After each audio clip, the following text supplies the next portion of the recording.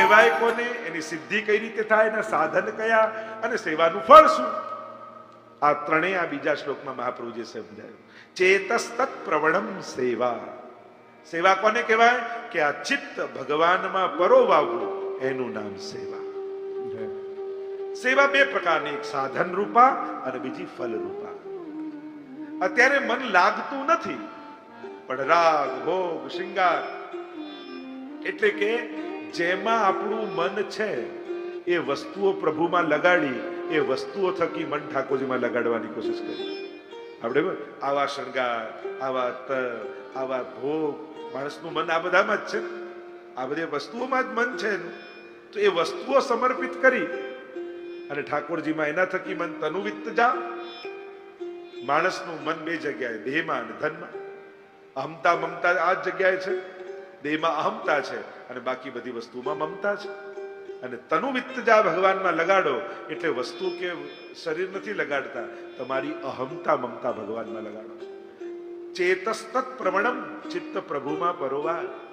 જેમ આંખો ગમે તેટલી સારી હોય પણ સોયમાં દોરો પરોવો હોય તો ચિત્ત એકાગ્ર ન હોય ને તો દોરો ન પરોવાય. આંખ ગમે તેટલી સારી હોય પણ એકાગ્રતા થાય તો જ પરોવાય. બસ આમ જ પ્રભુમાં મન પરોવાવું, એનું નામ જ સેવા છે. અને એટલે વાર્તા સાહિત્યમાં પણ ઘણી પેલા નથી આવતી કે સસરા અને વહુની વાત, કે સસરાજી શ્રૃંગાર કરતા હતા ઠાકોરજીના, શ્રૃંગાર કરતા કરતા મનમાં વિચાર આવ્યો કે આ ચપ્પલ સીવવા માટે, જોડા સીવવા માટે મોચીને ક્યારના આપ્યા છે, હજી નથી આપી. અને બહાર બહુ બુહારી કાઢતી હતી આંગણામાં. એટલામાં કોઈ મહેમાન આવ્યા ને પૂછ્યું, શેઠજી ઘરમાં છે, સસરાજી છે? એને કહ્યું ના ના, એ તો મોચીની દુકાને ગયા છે. અને પેલા અંદરથી બૂમો પાડતા પાડતા આવ્યા, અરે હું ઘરમાં સેવા કરું છું, તને ખબર છે? એમ કેમ કે છે મોચીની દુકાન? એવું સસરાજી ક્ષમા કરજો, તમે બેઠા તો ઠાકોરજીની સામે હતા પણ તમારું મન તો મોચીની દુકાને જ હતું. ચેતસ્તત પ્રવણમ. એવા તો કેટલા પ્રસંગો આપણે ત્યાં વાર્તા સાહિત્યમાં તમને અનેક પ્રસંગો જોવા મળશે. વાઘાજી રાજપૂતની વાર્તા આવે. ઠાકોરજીની સેવા કરતા કરતા, ત્યાં પ્રધાન હતા, સિપાહી હતા રાજાને, અને ફરમાન આવ્યું કે યુદ્ધ ફાટી નીકળ્યું છે, જલ્દી આવો, યુદ્ધ લડવાનું છે. અને ઠાકોરજીની સેવામાં હતા એટલે રાજભોગ ધરવાની તૈયારી હતી, એટલે જલ્દી જલ્દી રાજભોગ ધર્યા, પૂરણપુરી બનાવી હતી એ ધરી, અને રાજભોગ ધરીને પ્રભુને વિનંતી કરી કે પ્રભુ જવાનું છે અને આપની સેવા પહોંચીશું, એમ કરીને નીકળ્યા. ઉતાવળે નીકળ્યા તો ખરા, પણ રસ્તામાં યુદ્ધના મેદાનમાં જતા હતા મન તો ઠાકોરજીમાં હતું. ચેતસ્તત પ્રવણમ. અને ઠાકોરજીએ ત્યાં જતાવ્યું કે તે ઉતાવળે પૂરણપુરી ધરી તો ખરી, પણ ઘી પધરાવવાનું તો ભૂલી જ ગયો. આ તો રૂખી રૂખી છે ને ગળામાં ખૂંચે છે. પાછો વાળ્યો ઘોડો અને ભગાવતા ભગાવતા ઉતાવળે પાછું જવાનું છે, અને ઠાકોરજીને શ્રમ પડી રહ્યો છે એટલે ઉતાવળે આવ્યા, સીધી અપરસ કરી અંદર આવ્યા અને અંદર ગયા ને ઘી પધરાવી દીધું. ઉતાવળે આવ્યા તો ખરા, પણ પગમાંથી જોડા કાઢવાનું ભૂલી ગયા. અને કેટલાક વૈષ્ણવને પ્રસાદ લેવડા બોલાવ્યા હતા કે આજે અમારે ત્યાં પ્રસાદ લેવો.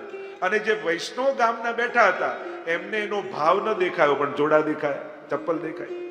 અરે આવો અધર્મી, આને ત્યાં ક્યાંથી પ્રસાદ લઈએ? આટલું નથી સાચવતો, ઠાકોરજીના મંદિરમાં જોડા પહેરીને જતો રહે છે, આના ઘરે પ્રસાદ નહીં લઈ. ભૂખ્યા રહ્યા, ભૂખ્યા વૈષ્ણવ ગયા. એમને થયું મારા ઘરેથી વૈષ્ણવ ભૂખ્યો ગયો તો મારાથી પણ પ્રસાદ કેમ લેવાય? ગુસાઈજીને ખબર પડી, વૈષ્ણવને બોલાવ્યા, સંક્ષિપ્તમાં કહ્યું કે અરે તમને એનો ભાવ ન દેખાયો કે પ્રભુના સુખાર્થ દેનું ભાન ન રહે? જાઓ, મારી આજ્ઞા છે, હમણાં એમના ઘરે જઈને પ્રસાદ લઈ આવો. ચેતસ્તત પ્રવણમ સેવા તત્સિદ્ધે તનુવિત્તજા. અને તનુજા વિત્તજા દ્વારા આપણે ઠાકોરજીની સેવા સિદ્ધ કરીએ છીએ અને માનસી સુધી પહોંચીએ છીએ. તો ચેતસ્તત પ્રવણમ, ચિત્ત પ્રભુમાં પરોવાવું. અને મોટા ભાગનો પ્રશ્ન એ જ હોય છે ને, અમારું મન ભટકે છે. મોટા ભાગે લોકોને એ જ પ્રશ્ન હોય છે, આ ચિત્ત ભટકે છે. પણ જે સમય પ્રભુમાં પરવાઈ, જે દિવસે મનમાં એમ ભાન થશે કે આ મન પણ ઠાકોરજીનું જ છે. લોકો એમ કે મન ભટકે તો શું મન તમારું શરીર છોડીને બધે આંટા મારવા જાય છે? મન બધે જાય છે કે મનમાં બધું આવે છે? એક વસ્તુ યાદ રાખો, મનને પકડવાની કોશિશ ન કરો. એ કોઈ વસ્તુ નથી કે પકડાઈ જાય, સ્થિર થઈ જાય. મનને સાત્વિક બનાવવાની કોશિશ કરો. મન જેટલું સાત્વિક થશે ને એટલું સ્થિર રહેશે. તો ચેતસ્તત પ્રવણમ સેવા તત્સિદ્ધે તનુવિત્તજા. તનુજા વિત્તજા દ્વારા. અને વાર્તા સાહિત્યમાં કેટલા આપણે ત્યાં પ્રસંગો છે તનુ વિત્તજાની સેવા જેમણે કરી. અનેક વાર્તા સાહિત્ય અત્યારે પ્રસંગોમાં નથી જતો. અને એનાથી શું થશે સેવાથી? તતઃ સંસાર દુઃખસ્ય નિવૃત્તિ બ્રહ્મબોધનમ. ભગવત સેવાનું ફળ શું મળશે? તતઃ સંસાર દુઃખસ્ય નિવૃત્તિ. સંસારના સમસ્ત દુઃખોની સમાપ્તિ થઈ જશે. કઈ રીતે થશે? કેમ થશે? કારણ કે પ્રભુમાં મન લગાવી દીધું. જાકો મન લાગ્યો ગોપાલ સો તાહી ઓર કેસે ભાવે. પ્રભુમાં મન લગાડ્યું એનો અર્થ શું થયો? હવે ભગવાનથી સુખ ન માંગો, ભગવાનને જ સુખ માનો. હવે માંગવાની વૃત્તિ ગઈ અને માનવાની વૃત્તિ આવી. પ્રભુ જ મારા જીવનનું પરમ સુખ છે. અને જેણે ભગવાનને જ સુખ માની લીધું એને ભગવાન પાસે સુખ માંગવાની જરૂર નથી પડતી.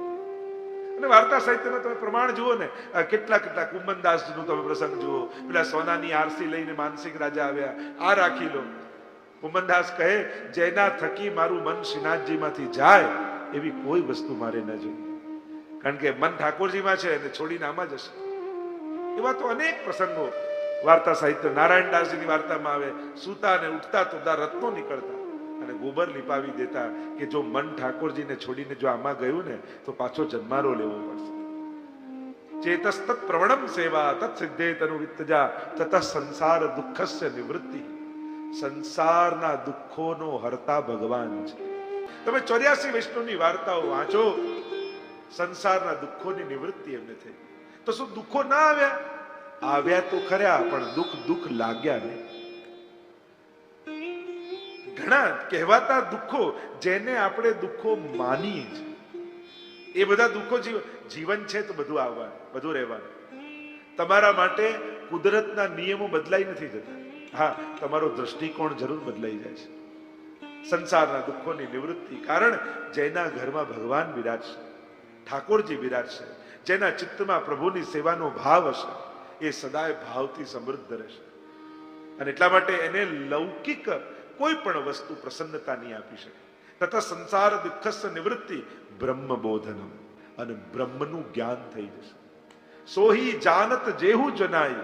તુલસીદાસજી તો કહું, ભગવાનને કોણ જાણી શકે? જેને ભગવાન જણાવવા માંગે.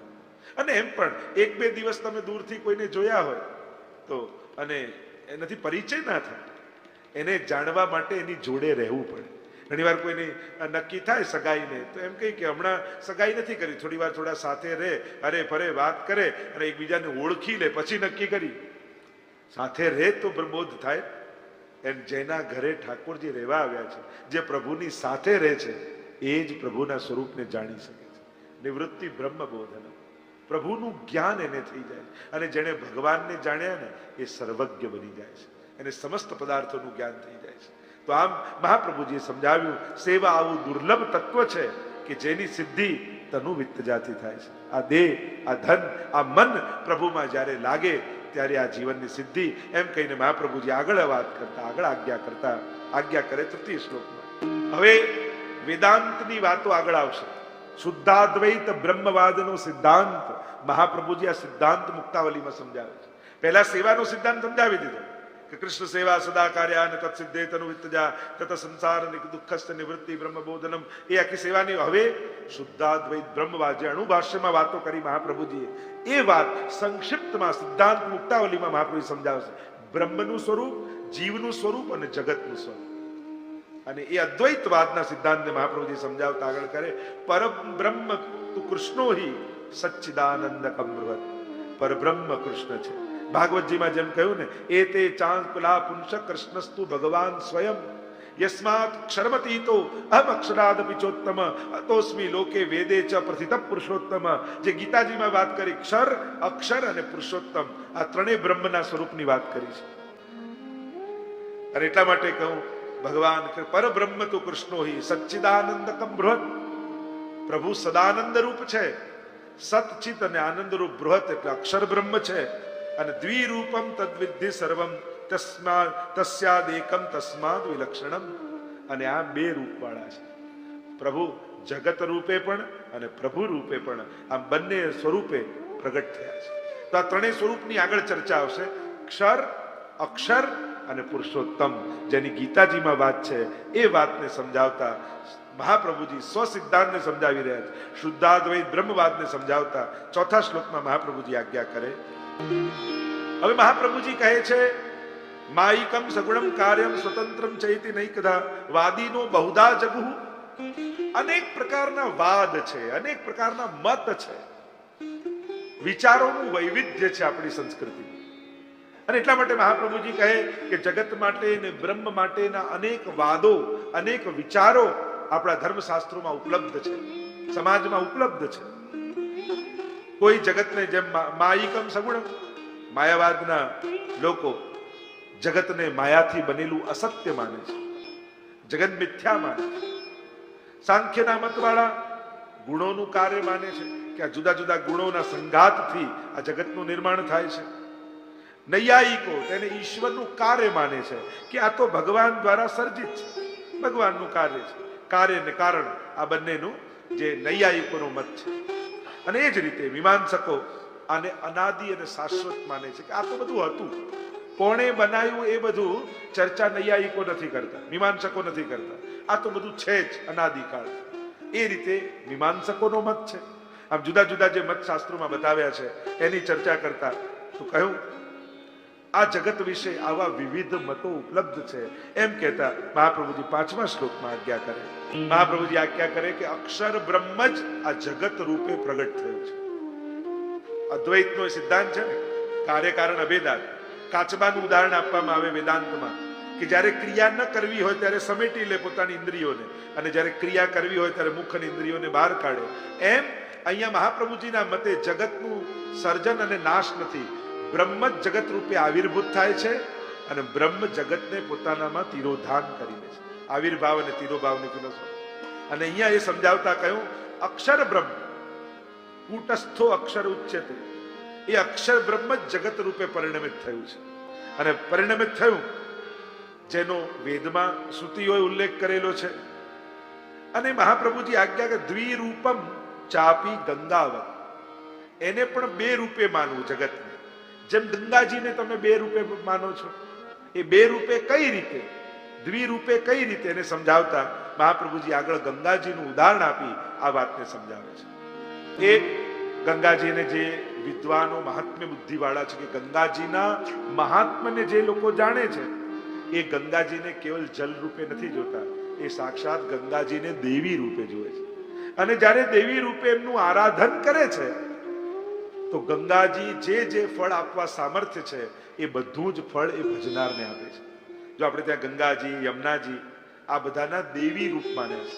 આપણે ત્યાં નદીઓ, પર્વતો હિન્દુ સંસ્કૃતિ પ્રમાણે કેવલ એમના ભૌતિક રૂપને આપણે નથી જોતા, બે રૂપે એમને ભજીએ છીએ. એક એમનું દેવતા રૂપ અને એક એમનું ભૌતિક રૂપ, જે નદી રૂપ અને દેવી રૂપ.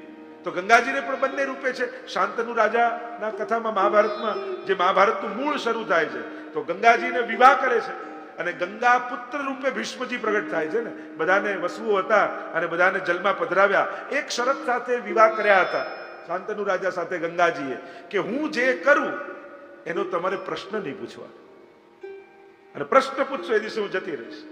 તો જે બાળકો થયા એ જન્મતાની સાથે ગંગાજીમાં પધરાવ્યા.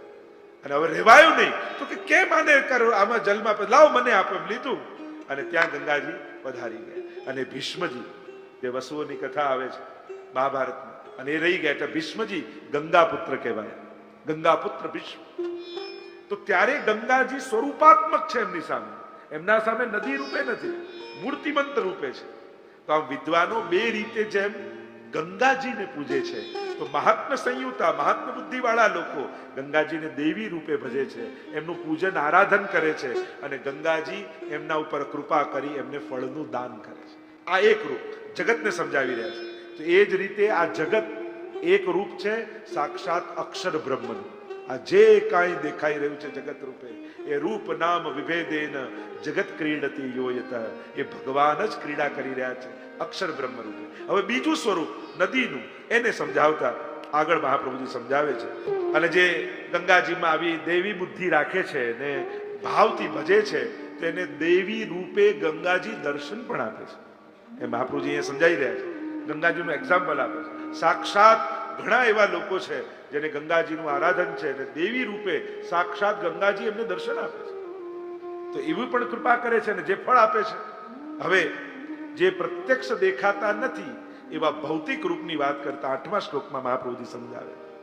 અને આમ જેને દેવી રૂપે પણ નથી દેખાતા, દેવી રૂપે જેને દેખાય છે એને તો ફળ મળે છે, પણ જેને દેવી રૂપ નથી દેખાતા પણ ગંગાજીના જળનું પૂજન કરે તો એને પણ ફળ મળે છે.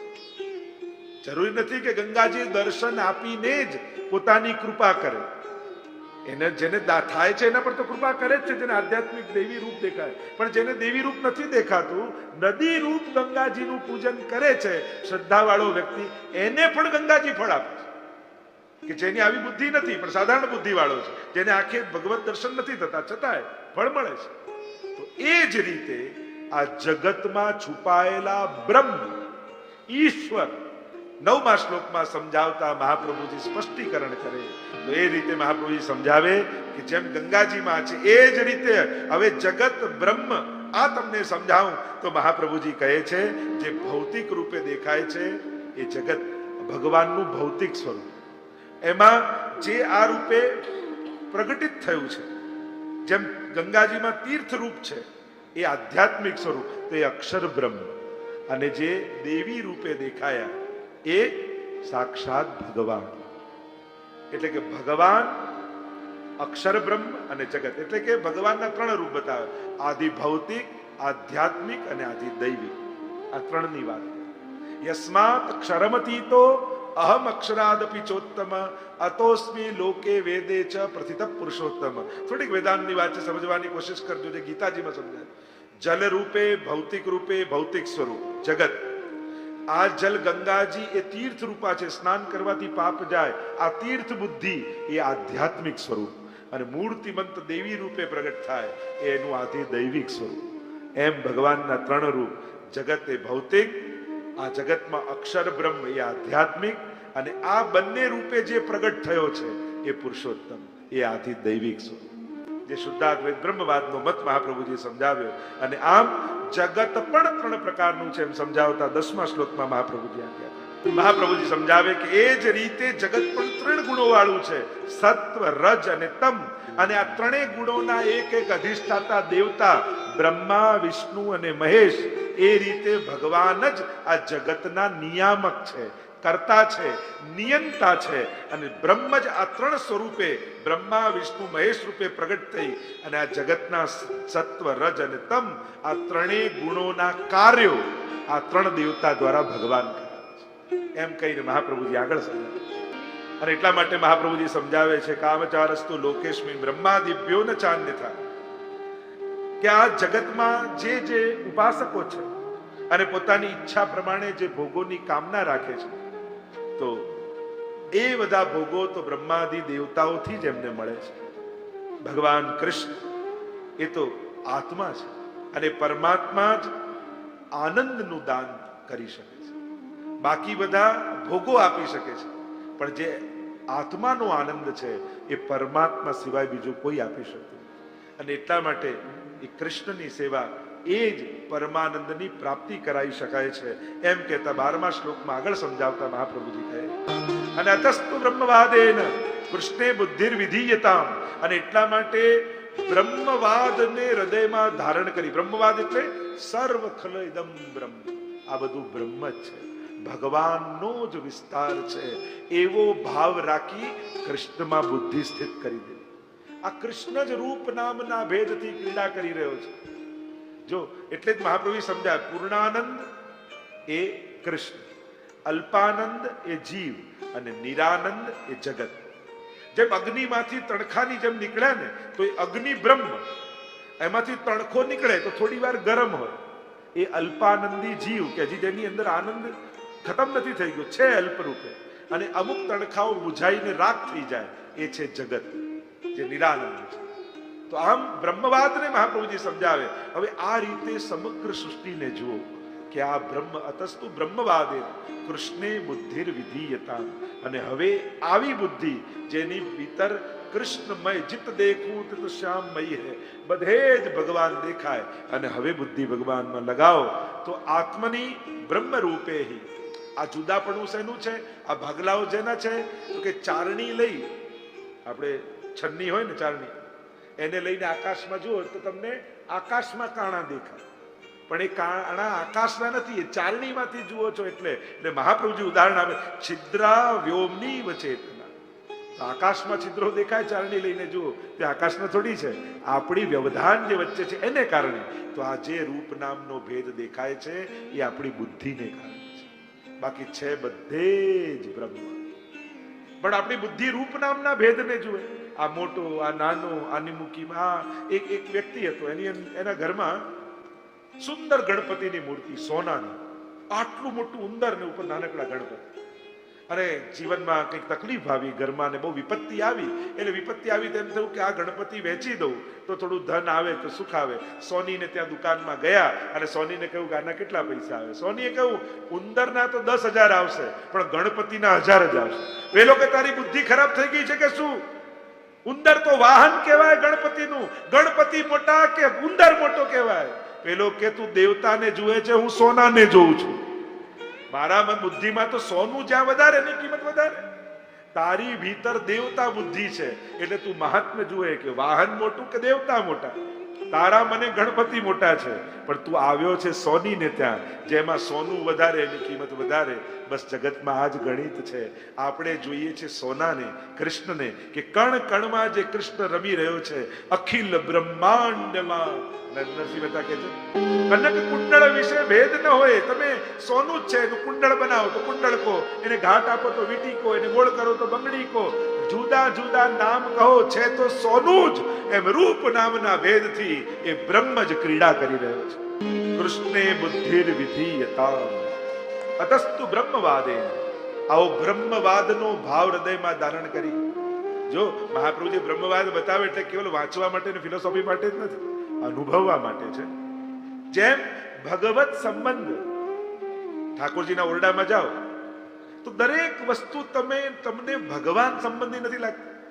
આ તો ઠાકોરજીની જારી, આ તો ઠાકોરજીનો બંટો, આ તો ઠાકોરજીની પીછવાઈ, આ ઠાકોરજીનો સાજ, આ ઠાકોરજીની ગાય, બધું બ્રહ્મનું લાગે છે.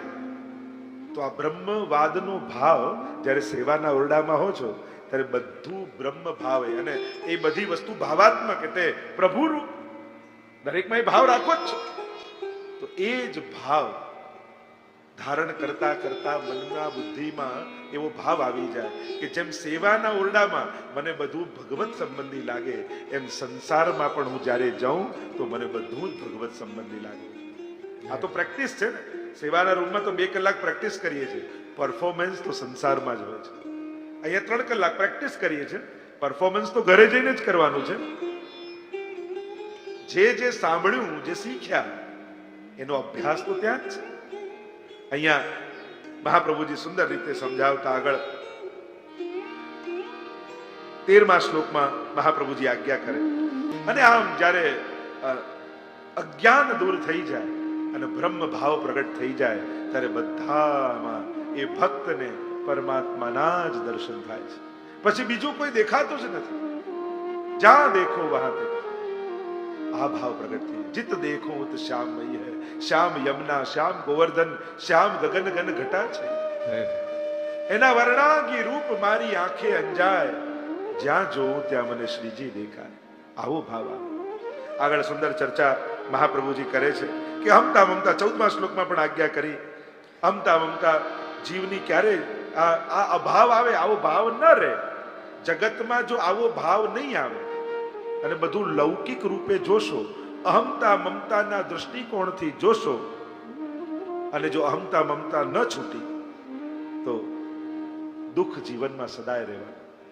સેવા અને સ્મરણ કરતા કરતા એ દુઃખ જીવનમાંથી નહીં જાય. કારણ ભેદ બુદ્ધિ છે. જ્યાં ભેદ છે ત્યાં ભક્તિ નથી. ભક્ત કોને કહેવાય? જે વિભક્ત ન હોય એ જ ભક્ત. આપણી બુદ્ધિમાં વિભક્તિઓ છે. જો સાહિત્યમાં પણ એક સમાસ હોય અને એક વિભક્તિ હોય. સમાસ જોડે અને વિભક્તિ તોડે. એમ જેની બુદ્ધિમાં વિભક્તિ છે, ભાગલા છે, એના જીવનમાંથી ક્યારે પણ દુઃખ નહીં જાય. કારણ કે એનામાં ભેદ બુદ્ધિ છે. આચાર્ય એમ સમજાવ, કાં બધાને પ્રેમ કરો પ્રભુના ભાવથી, અને કાં કોઈને પ્રેમ નથી. પણ આને કરીશ ને આને નહીં કરું. મામકાહા પાંડવાશ્ચૈવ કિમ અકુર્વત્સ. આ ભેદ બુદ્ધિ આવશે.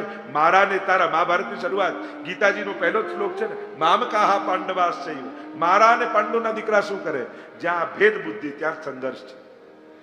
મહાપ્રભુજી 14મા શ્લોકમાં સમજાવે છે, જેમ ગંગાજીથી દૂર રહેનારો એના ફળને પામી નથી શકતો, એમ જ આ સુખ દુઃખ એના જીવનમાં, જેના જીવનમાં મોહ મમતા ગઈ નથી, એના જીવનમાં સદાય રહેવાના, એમ કહીને આગળ શ્રી મહાપ્રભુજી સમજાવે છે.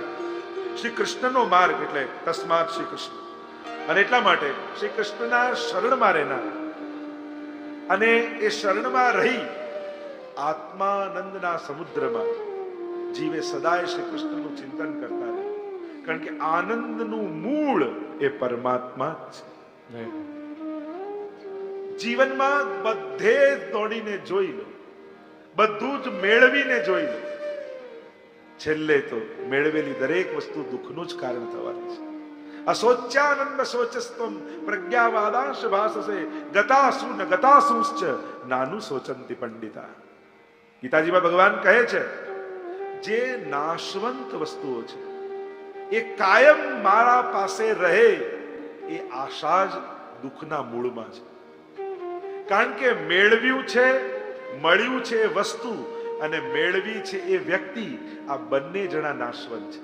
કાં પહેલા તમે જશો, કાં પહેલા વસ્તુ જશે, પણ બંને કાયમ સાથે રહે એ સંભવ જ નથી. અને સંભવ નથી એટલા માટે દુઃખ આવવાનું આવવાનું ને આવવાનું. સુખ ક્યાંથી મળે? જ્યાં શાશ્વતતા હોય. અને આ જગતમાં શાશ્વત એકમાત્ર ઈશ્વર છે. ઈશ્વરનું નામ, ઈશ્વરની ભક્તિ, ઈશ્વરનું સ્વરૂપ, ઈશ્વરની લીલા, ઈશ્વરનું ધામ, આ બધા શાશ્વત. શાશ્વતને પકડશો તો સુખ આવશે, નાશવંતને પકડશો તો દુઃખ આવશે. એટલા માટે મહાપ્રભુજી આજ્ઞા કરે, શ્રી કૃષ્ણનું ચિંતન સદાય કરતા રહેવું. કારણ કે કૃષ્ણના શબ્દની વ્યાખ્યા શું થાય, ડેફિનેશન શું થાય? કૃષિર ભૂવાચકો શબ્દ નશ્ચ નિવૃત્તિ વાચક. જે સદાનંદ છે એ જ કૃષ્ણ છે. એટલે જ તો નંદ મહોત્સવમાં કઈ નંદ ઘેર આનંદ ભયો. નંદના ઘરે કોણ થયું છે? આનંદ. વેદમાં જેને આનંદ રૂપ કહ્યો છે, આનંદ માત્ર કરપાદ મુખોદરાગ, એ ભગવાન થયો છે, પણ કૃષ્ણ નામથી થયો છે. જય કનૈયા લાલ કે. એટલે આનંદ ક્યાં છે એ જ્યારે માણસને ખબર પડી જાય, તો આનંદ કઈ રીતે મેળવાય એ પ્રક્રિયા જાણી જાય, તો જ એ આનંદને પ્રાપ્ત કરી શકે છે. એટલે અહીંયા કહ્યું, આગળ મહાપ્રભુજી કહે કે આ જીવની ભીતર અહમતા મમતા છે ને, તો લૌકિક કામનાઓ જતી નથી. અને લૌકિક કામનાઓ રાખીને ભગવાનને ભજશો ને, તો ક્લેશ સિવાય કંઈ નહીં મળે.